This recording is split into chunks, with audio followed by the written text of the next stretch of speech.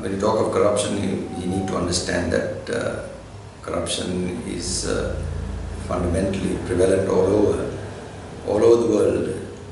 You have corruption, whether it is a society, whether it is a system, whether it is parliament or the local authority. Anywhere you find corruption, it has become universal. If you take the 1960s, the 70s and even the early 80s, you note that in local authorities in Sri Lanka, corruption was at a very, very low level. But gradually, things started to change, and today we have a system where there is corruption at a very high level, I would say, and it keeps on increasing. Now, the other day somebody asked me as to what is the reason for corruption. It's a very simple reason: the greed for money. Those days, people were not worried about money. They were worried about their jobs. They were worried about contribution to the society. But in the present day context, it has changed completely, and we see the currency note coming right at the top. So when you are in a situation where you have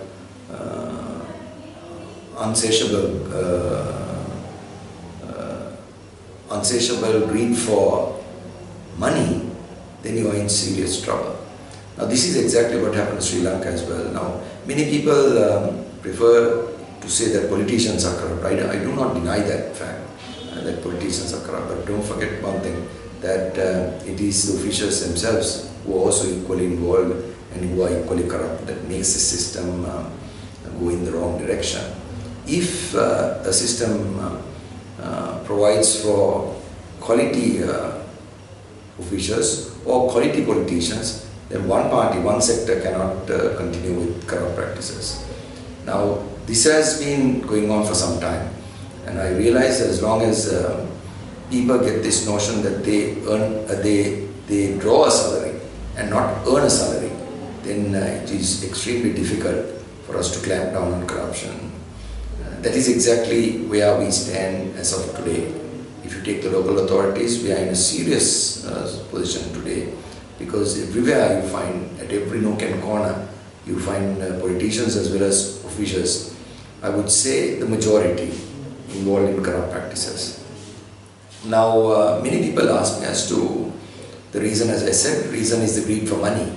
And what are the laws that are prevalent? Well, the laws are in force, all right. The laws are there. We have to ensure that we need to follow systems in authorizing payments, in making, deciding on tenders, etc. If that doesn't happen, then in that case, if there are changes in that procedure, then there is room for corruption at all times. Then the other aspect is as to how we could stamp out corruption. Corruption is not something that you can stamp out easily. As long as there is a taker, as long as there is a giver, then corruption will always be there.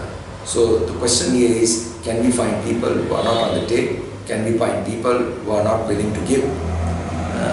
In Sri Lanka, I have always observed that when it comes to local authorities to get their plans approved, to get anything work done, people are willing to spend money. Why? Because they feel the process is very much faster and quicker if you spend a couple of thousands. And as such, the situation does not change. Where we have a system where people are willing to give and there are many more people willing to take. So in that context, corruption, I would say, is rampant in some of the local authorities. Now, many people ask me as to whether RTI has to some degree will become a force against corruption. Well, it all depends as to how RTI would be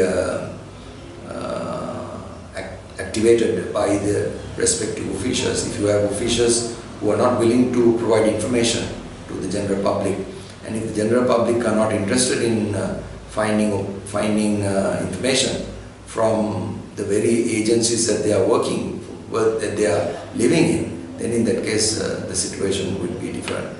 But all in all, I feel RTI is on the correct direction, but as to whether people will go after information and at the same time will we have information being doled out by officials who are entrusted with this job is something that is left to be seen.